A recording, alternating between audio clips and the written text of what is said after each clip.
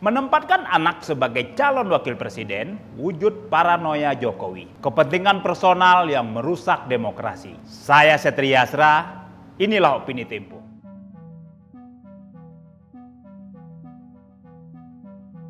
Sepuluh tahun lalu, mayoritas rakyat Indonesia memilih Joko Widodo sebagai presiden untuk mencegah Prabowo Subianto berkuasa.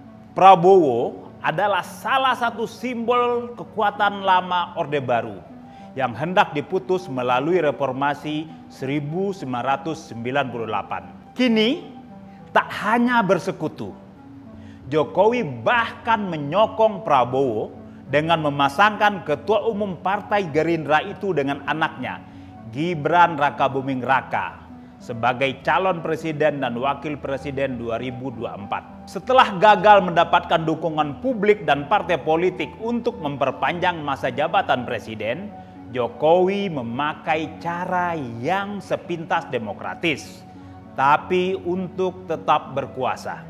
Di banyak negara, politik dinasti memang tak dilarang, tapi ia terbukti merusak demokrasi karena menodai fairness dalam sistem pemilihan. Sebagai penguasa, Jokowi bisa memobilisasi aparatur dan alat negara serta sumber dana untuk memenangkan calon presiden yang ia dukung. Penggantian Menteri Komunikasi dan Informatika, Menteri Pertanian, serta Kepala Staf Tentara Nasional Indonesia Angkatan Darat oleh orang-orang yang dikenal punya sejarah kedekatan dengan Jokowi mudah ditafsirkan sebagai bagian dari upaya pemenangan pemilu 2024 ketimbang perbaikan teknokratik di ketiga lembaga.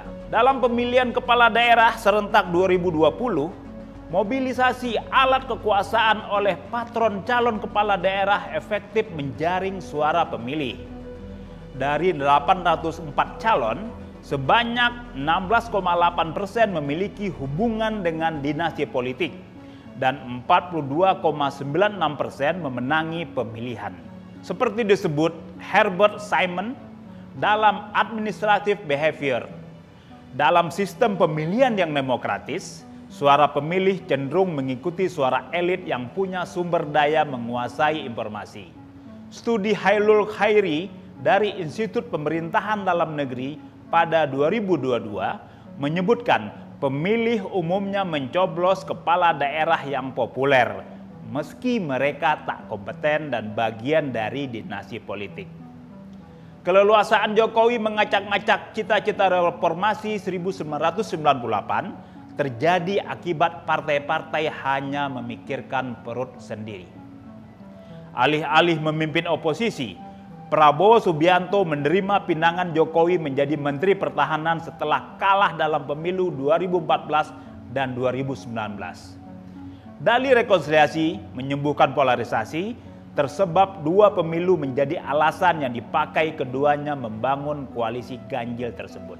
Bergabungnya Prabowo dalam kabinet Jokowi diikuti partai-partai lain. Koalisi tanpa syarat yang dibentuk Jokowi membuat ia leluasa merangkul dan memiting lawan politiknya. Partai-partai yang haus kekuasaan kemudian berlomba melayani keinginan Jokowi memereteli dan melumpuhkan lembaga-lembaga pengontrol kekuasaan. Partai politik di Dewan Perwakilan Rakyat setuju ketika Jokowi mengebiri Komisi Pemberantasan Korupsi. Partai-partai membiarkan Mahkamah Konstitusi dikuasai Jokowi melalui pernikahan adiknya dengan Ketua MK, Anwar Usman. Jokowi bahkan terang-terangan memakai lembaga hukum menggebuk lawan politik yang tak sejalan dan mencegah sekutu itu membelot.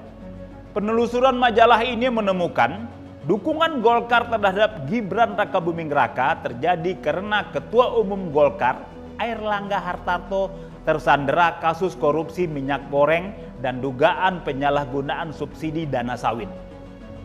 Penyelidikan Kejaksaan Agung membuat Golkar sukarela menjadi kendaraan Gibran sebagai calon wakil presiden meski ia kader PDI Perjuangan.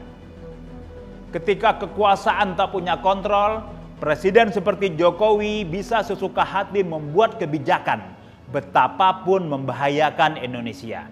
Proyek-proyek mercusuar yang membebani anggaran negara Pembangunan ibu kota Nusantara di Kalimantan Timur tanpa studi yang kuat dan pengurukan sumber daya alam yang merusak lingkungan hanyalah output kekuasaan tanpa kontrol itu. Dengan kebijakan yang tak memenuhi tata kelola yang baik seperti itu, Jokowi membutuhkan presiden setelah 2024 yang melindunginya dari konsekuensi hukum. Menempatkan anak keturunannya sebagai calon wakil presiden adalah wujud paranoia dan ketidakpercayaan diri Jokowi. Sesuatu yang personal tetapi secara fundamental merusak demokrasi. Simak opini dan liputan selengkapnya di majalah.tempo.co.